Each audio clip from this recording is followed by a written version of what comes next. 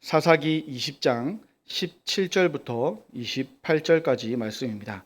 제가 가진 성경 구약 397면에 있습니다.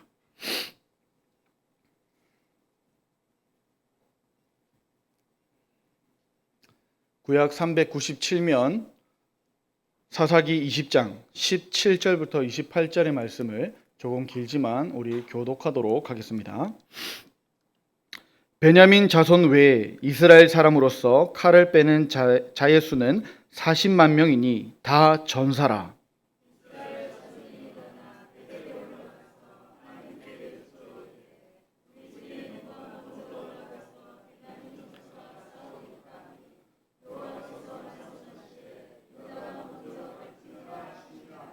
이스라엘 자손이 아침에 일어나 기브아를 대하여 진을 치니라.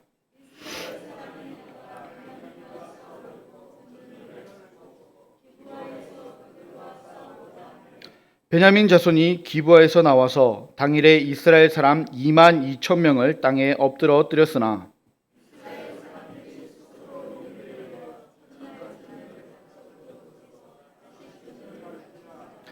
이스라엘 자손이 올라가 여호와 앞에서 저물도록 울며 여호와께 여쭈어 이르되 내가 다시 나아가서 내 형제 베냐민 자손과 싸우리이까 하니 여호와께서 말씀하시되 올라가서 치라 하시니라.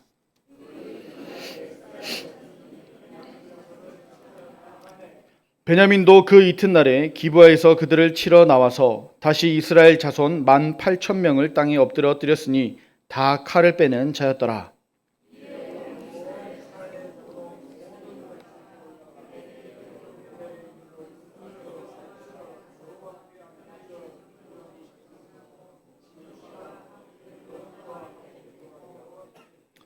이스라엘 자손이 여호와께 물으니라. 그때에는 하나님의 언약궤가 거기 있고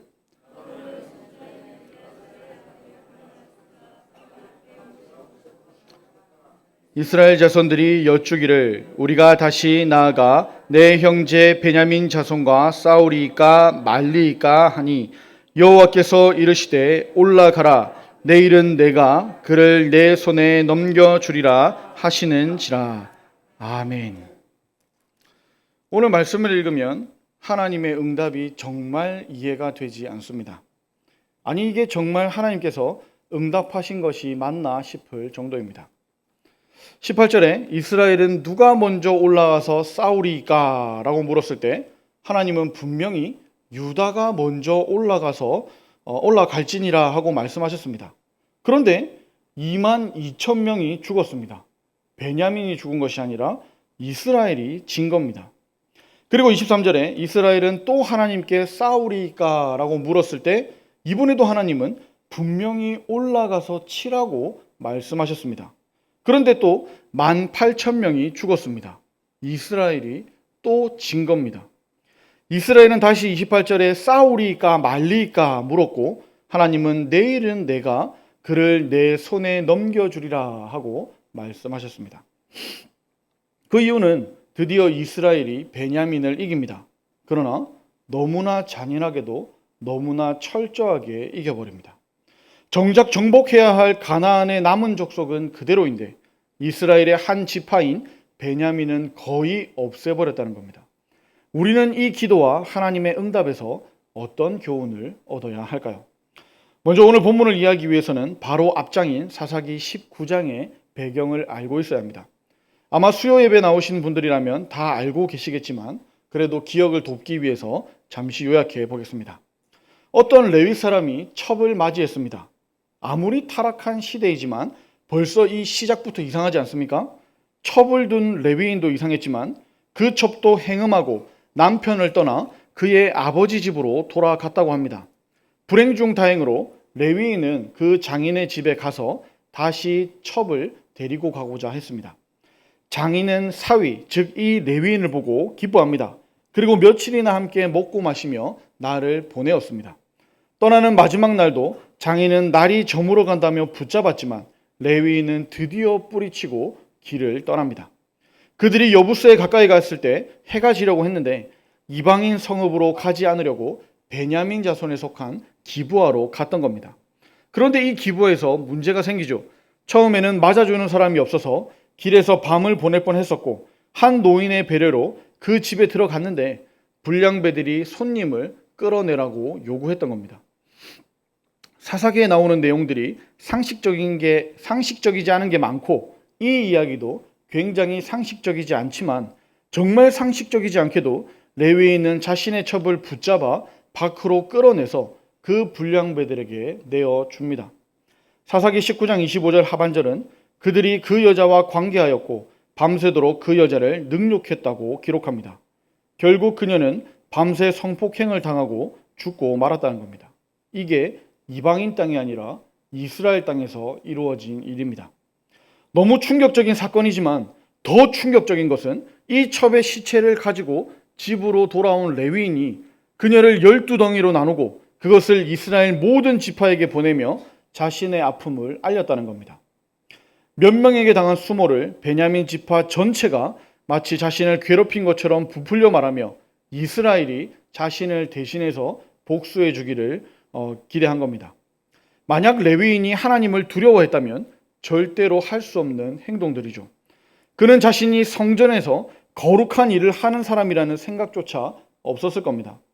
음란한 삶이었는지는 확신할 수 없지만 첩을 두었고 정결한 삶을 살지 못했고 부정한 시체를 만졌으며 그 시체를 잘라서 각 지파에게 보냄으로 이스라엘과 베냐민 자손을 이간질했다는 겁니다. 사랑하는 첩을 지켜주지 못한 것도 미안한 일인데 자기의 복수를 위해서 시체를 쪼개어 이스라엘 각 지파에게 보냈다는 것은 하나님께 용서받을 수가 없는 행동들입니다. 그가 하나님을 바르게 섬겼다면 이런 일이 처음부터 일어나지 않았을 뿐만 아니라 이후에 이어질 수만 명이 죽고 베냐민 지파가 몰살당하는 일은 없었을 겁니다.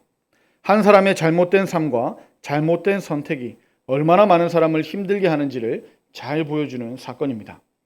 레위인이 당한 일을 듣게 된 이스라엘 자손들은 모두 미스바에 모이게 되었고 요단 동편에 있는 지파들도 미스바에서 열리는 총회로 다 모였습니다. 미스바 총회로 모인 이스라엘은 악을 행한 베냐민 자손을 어떻게 할 건지를 상의했을 때 전쟁터로 나갈 수 있는 군사는 모두 40만 명이나 되었다고 합니다. 베냐민 자손들은 자기들만 빼고 이스라엘이 총회를 모였다는 소식을 듣게 되었습니다. 이것이 기분이 나빴는지 불량배들을 넘기라는 말을 듣지 않습니다. 오히려 전쟁을 준비했습니다. 이스라엘 자손은 레위인에게 이 악한 일이 어떻게 일어났는지를 말해보라고 합니다. 레위인은 자기 잘못은 모두 빼고 4절부터 6절에 이렇게 이야기합니다. 레위 사람 곧 죽임을 당한 여인의 남편이 대답하여 이르되 내가 내 첩과 더불어 베냐민에 속한 기브아에 유숙하러 갔더니 기브아 사람들이 나를 치러 일어나서 내가 묵고 있던 집에 에워싸고 나를 죽이려 하고 내 첩을 욕보여 그를 죽게 한지라. 내가 내 첩의 시체를 거두어 쪼개서 이스라엘 기업의 온 땅에 보냈나니 이는 그들이 이스라엘 중에서 음행과 망령된 일을 행하였기 때문이라. 레위인의 이야기를 보면 다 나와 관련되어 있습니다. 내가 내 첩과 나를 치러 내가 묵고 있던 나를 죽이려 내 첩을 내가 내 첩의 시체를 거두어 등 자기가 얼마나 억울한지 베냐민 자손은 얼마나 나쁜지를 이야기합니다. 모든 것을 자기 중심적으로 전하는 말을 들으면서도 이스라엘은 올바른 판단을 하지 못합니다. 레위인과 전혀 다를 바 없는 신앙을 가졌기 때문에 속고 있는 겁니다. 똑같다는 것이죠. 이간질하는 레위인도 나쁘지만 속는 이스라엘도 다 똑같다는 겁니다. 그들은 이렇게 어이없는 사건을 만났을 때 전쟁을 준비할 것이 아니라 우리가 하나님 앞에서 얼마나 잘못 살고 있는지를 회개해야 했는데 영적인 지혜가 없었기 때문에 베냐민을 심판하기 전까지는 결단코 돌아가지 않겠다는 이상한 맹세를 하게 됩니다. 안타깝게도 이스라엘과 베냐민은 하나님께 심판받기 전에 돌이킬 기회가 여러 번 있었습니다. 하나님을 왕으로 섬겼더라면, 레위인이 억울해도 사실대로 말했더라면, 이 사건을 전해들은 이스라엘이 지혜롭게 판단했다면, 베냐민이 먼저 용서를 구했다면 이런 많은 희생은 없었을 겁니다. 그러나 어느 것 하나도 제대로 된 것이 하나도 없었습니다. 모두가 엉망진창이었습니다. 이스라엘과 레위인 역시 불량배들처럼 추하고 더러운 삶을 살면서도 자신들의 죄는 회개하지 않고 오로지 드러난 죄만 심판해야 된다는 생각에 하나님께 큰 죄를 짓고 있다는 겁니다. 형제의 눈 속에 있는 티는 보고 자기 눈 속에 있는 들보는 전혀 깨닫지를 못했습니다. 단 한 사람이라도 우리 눈 속에 있는 들보를 먼저 빼자고 했다면 이스라엘 전체가 돌이킬 수도 있지 않았을까요? 이렇게 비상식적이고 비정상적인 오늘 사건에 비상식적이고 비정상적인 기도가 시작됩니다. 오늘 18절입니다.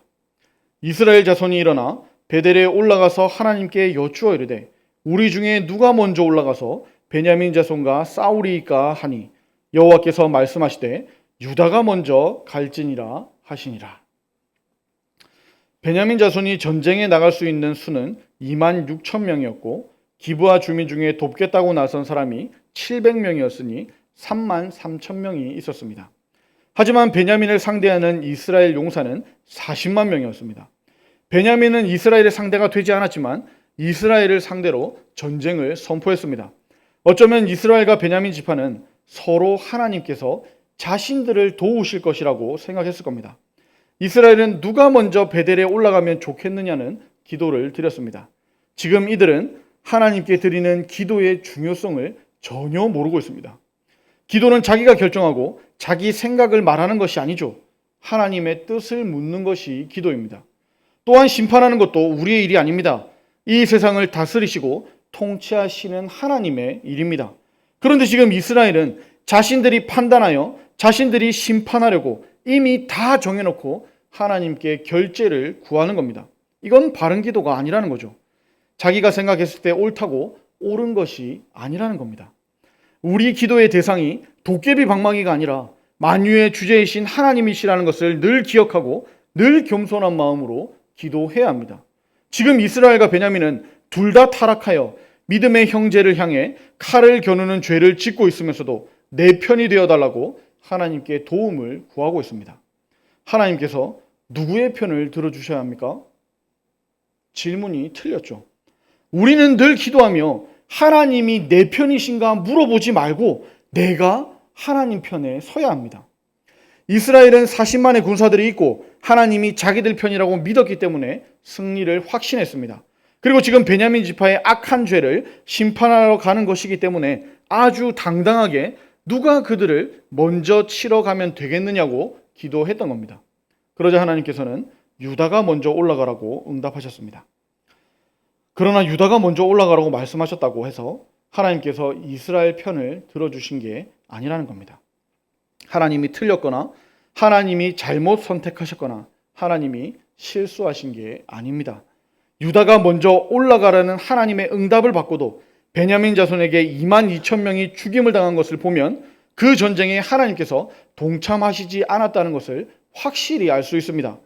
그러나 그들은 하나님과 전혀 상관없이 살았기 때문에 이것도 깨닫지를 못합니다.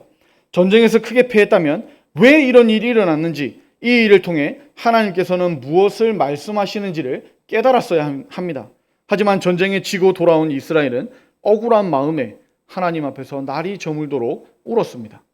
2만 2천 명이 죽은 이 상황을 하나님께서 어떻게 보시는지 관심이 없었기 때문에 어떻게 하면 이 베냐민을 몰살할 수 있는지 그것에만 집중하고 있었다는 겁니다. 이스라엘에게는 이제 베냐민을 향한 분노만 남아 있었습니다. 이스라엘은 실컷 울고 나서 우리가 다시 올라가 베냐민 자손과 싸워도 되겠느냐고 물었고 하나님께서는 올라가서 치라고 말씀하셨습니다. 이렇게 눈물을 흘리면서 간절히 부르짖었으니까 이제는 도와주실 것으로 생각했을 겁니다. 그러나 이스라엘의 이 기도는 인간적인 하소연일 뿐입니다. 다음 날 이스라엘은 베냐민을 치러 갔지만 또 1만 8천 명을 잃는 어이없는 일을 당하고 말았습니다. 그러자 이스라엘은 또다시 울며 금식하고 번제와 화목제를 드렸습니다. 밤이 저물도록 울면서 기도했지만 패하자 이번에는 언약궤 앞에서 금식하며 번제와 화목제를 드렸다는 겁니다. 제사를 드린 후에 이스라엘은 또다시 내 형제 베냐민 자손과 싸우리이까 말리이까 하는 기도를 드리고 있습니다. 그러자 여호와께서는 내일은 그들을 너희 손에 넘겨주시겠다고 말씀하셨습니다. 지금 이들은 언약궤 앞에서 베냐민 자손을 내 형제라고 부르고 있습니다. 그런데도 자신들의 분노 때문에 형제라고 불렀던 베냐민과의 싸움을 멈출 생각은 전혀 없었습니다. 이제 그들의 목적은 레위인에게 행했던 베냐민의 죄를 심판하는 것이 아니라 오직 자기들을 위해서 전쟁을 이기려고 하고 있었습니다. 번제와 화목제를 드렸다면 형제와 전쟁을 준비할 것이 아니라 화해를 청하고 함께 회개하는 것이 옳은 신앙입니다. 그리고 이것이야말로 하나님께서 원하시는 이스라엘의 모습이었을 겁니다. 이스라엘은 베냐민을 내 손에 넘겨주겠다 하는 하나님의 말씀을 자신들이 승리할 것으로 믿었고, 베냐민 자손은 두 번에 걸쳐 승리했기 때문에 의기양양해 있었을 겁니다. 다음날 하나님의 약속대로 총공격을 감행한 이스라엘에게 베냐민은 크게 패했고 18,000명의 용사가 죽임을 당하고 말았습니다.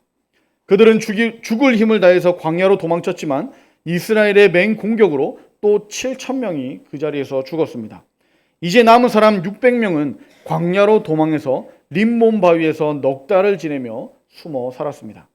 그러자 분이 가라앉지 않은 이스라엘은 용사가 없는 베냐민 마을로 돌아와서 가축과 연약한 여자와 아이들을 모두 죽이고 말았습니다. 힘없는 믿음의 형제를 이렇게까지 잔인하게 죽일 필요가 있었을까요? 과연 하나님께서 이런 이스라엘의 행동을 어떻게 보실까요? 이스라엘은 분명히 마지막 세 번째 기도하기 전에 하나님께 번제와 화목제를 드렸습니다. 번제는 제물을 불에 태워서 그 향기로 하나님을 기쁘시게 해드리는 제사로서 희생하는 짐승의 가죽을 제외한 모든 것을 거룩한 불에 완전히 태워서 하나님께 드리는 제사를 말합니다. 번제는 철저한 자기 희생과 헌신을 상징하는 만큼 번제를 드리기 전에는 무엇보다 번제를 받으시는 하나님을 알아야 하며 하나님께 감사하는 마음이 있어야 했습니다. 번제를 드리는 백성들은 믿음의 형제를 사랑해야 하고 선을 행해야 하고 정직해야 하고 자신을 희생할 줄 알아야 했습니다. 이런 의미를 가진 번제의 뜻을 살펴보았을 때 과연 이스라엘 백성들은 무슨 마음으로 하나님께 번제를 드렸을까 궁금해졌습니다. 하나님을 알지도 못하고 감사도 없고 자기 희생도 없고 하나님의 법도 모르는 그들의 번제는 하나님을 이용해서 자기 목적을 이루기 위한 욕심뿐인 제사였다는 겁니다. 그리고 화목제는 히브리어로 온전하다, 끝낸다라는 뜻으로 하나님과 인간 사이의 분쟁을 종식하고 화평과 친교와 연합이 이루어졌음을 감사해서 드리는 제사입니다. 화목제는 정으로 다듬지 않은 돌로 단을 쌓고 죄를 지은 자가 흠 없는 짐승의 머리에 안수하고 제사장이 회막문에서 잡았습니다. 피는 제사장들이 제단 사면에 뿌리고 내장과 콩팥과 간 등은 제단에서 불살라 드렸으므로 이를 화제라 하였고 여호와 앞에서 향기로운 냄새라고 말씀했습니다. 제물의 가슴과 뒷다리는 제사장에게 주었고 나머지 고기는 제물을 드린 자가 제사장과 함께 나누어 먹으며 하나가 되는 기쁜 날이었다는 겁니다. 그러나 그들은 베냐민 자손을 이기게 해달라는 욕심 가득한 마음으로 하나님께 이러한 제사를 드렸고 하나님께서 제사를 받으셨으니 이제 자기들 편이 되셨을 것이라는 어이없는 생각을 했던 겁니다. 만약 그들이 하나님의 뜻을 알았다면 화목제를 드린 후에 베냐민 자손을 찾아가서 회개와 화합을 위해 노력했어야 합니다. 그러나 그들은 믿음의 형제인 베냐민 자손과 싸웠고 그들을 죽였고 가축과 가족과 모든 것들을 다 죽여버렸습니다. 이게 하나님이 원하셨던 걸까요? 이렇게 하라고 그들의 손에 넘겨주셨던 걸까요? 그렇다면 이스라엘에게 내일 내가 그들을 내 손에 넘겨주겠다고 하신 하나님의 이 말씀은 무슨 뜻일까요? 번제와 화목제를 받으신 하나님께서 베냐민 자손을 몰살시킬 수 있도록 도와주시겠다는 뜻이었을까요? 이스라엘이 정해놓은 답이 아니라 이제는 하나님의 마음이 어떠한지 하나님의 마음을 들여다봐야 할 차례입니다. 세상에서 일어나는 사건은 경고일 수도 있고 기회일 수도 있습니다. 레위인의 죄가 드러난 것은 이스라엘에게는 경고였고 또한 기회였습니다. 하지만 하나님과 멀어진 그들은 하나님께서 끊임없이 부르시는 음성을 외면했고 자기 생각대로 자기를 위해서 기도했으며 제사를 드리고 응답받았다고 생각했습니다. 그러나 오늘 본문에서 살펴보시면 하나님께서는 그들의 기도를 받으신 적이 단 한 번도 없습니다. 하나님께서 보시는 이 베냐민을 포함하여 이스라엘 전체가 심판받아야 할 죄인들이었기 때문입니다. 공격하는 이스라엘이나 맞서 싸울 준비를 하는 베냐민이나 모두 하나님을 버린 상태에서 자신들의 승리를 위해 하나님의 이름을 이용하고 있다는 것을 하나님도 잘 알고 계셨습니다. 믿음의 형제와 싸우기 위해서 누가 먼저 올라가야 하느냐고 묻는 질문은 그 자체로 틀렸기 때문에 하나님께서는 그 누구도 도와주시지 않았던 겁니다. 하나님은 우리의 기도에 언제나 응답하십니다. 그러나 기도 자체가 틀렸다면, 기도가 하나님의 뜻과 다르다면, 하나님을 무시하고 있다면 응답받는 것도 이처럼 전혀 예상하지 않았고 전혀 이해할 수 없는 결과가 나타날 수도 있다는 겁니다. 어쩌면 하나님은 적은 수의 베냐민을 가지고 이스라엘 전체를 심판하셨고 결국 잘못했던 베냐민도 심판하셨다는 것으로 봐야 합니다. 그 누구도 승리하지 않은 패배뿐인 전쟁이었습니다. 왜 이런 결과가 나왔습니까? 그 누구도 하나님 편에 서지 않았기 때문입니다. 그 누구도 하나님을 왕으로 모시지 않았기 때문입니다. 그 누구도 거룩하지 않았고 그 누구도 하나님을 기쁘시게 할 마음이 전혀 없었기 때문입니다. 모두 똑같이 왕이신 하나님을 버리고 자기 소견에 옳은 대로 행했기 때문입니다. 하나님은 이스라엘의 왕이시면서도 또한 이스라엘의 아버지이십니다. 자식들이 싸우는데 누구를 도울 것이며 누구를 심판하시겠습니까? 거기다가 다 죄악으로 범벅이 되어서 진흙탕 싸움을 하고 있는데 누구 편에 서야 하겠습니까? 다시 말씀드리지만 하나님은 누구의 편을 들어주시는 분이 아니십니다. 우리가 진흙탕 밖에 서 계신 하나님 편에 서야 합니다. 이스라엘이 상대도 되지 않는 베냐민 자손에게 거듭 패배하면서 그 이유를 깨닫고 돌이키기를 원하셨을 겁니다. 이스라엘과 베냐민 자손의 싸움은 먹물에 먹물을 타면 결국 먹물인 것처럼 그들은 먹물처럼 검은 상대방의 죄를 서로 판단하고 서로 심판을 했지만 결국 그들 모두가 하나님께 나아올 수 없는 죄인들이었다는 겁니다. 이후 21장 21절까지 이어지는 이 전쟁의 결과와 그에 따른 조치를 보면 더 심각한 죄가 이어질 뿐입니다. 왜 그렇겠습니까? 그들의 삶에 왕이 없었기 때문입니다.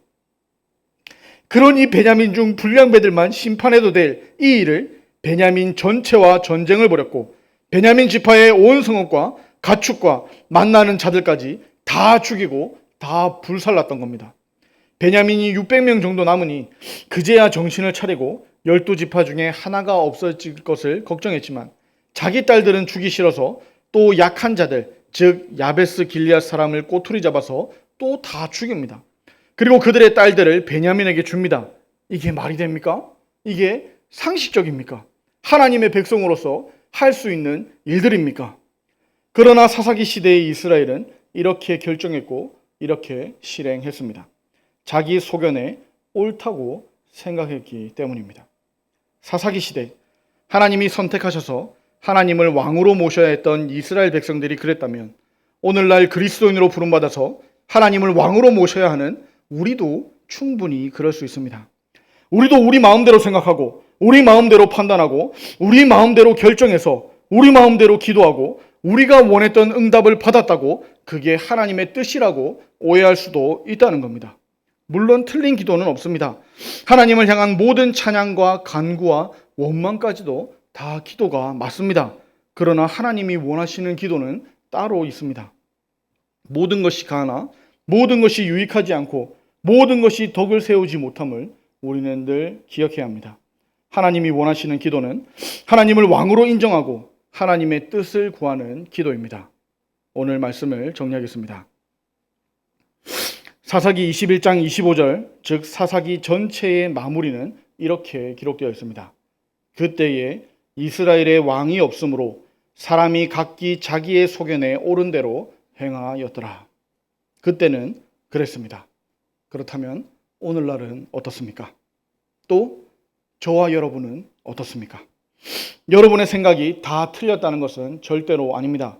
그러나 반대로 여러분의 생각이 다 맞다는 것도 아닙니다. 사사기를 통해서 이 사실을 꼭 기억하시며 오늘 내가 드리는 기도가 나의 욕심을 채우는 기도인지 하나님의 뜻을 구하는 기도인지를 묻고 또 물으시기를 바랍니다. 그래야 결국에는 하나님께서 주시는 마음으로 하나님 나라를 위해 기도하고 응답받는 저와 여러분들이 되기를 축복합니다.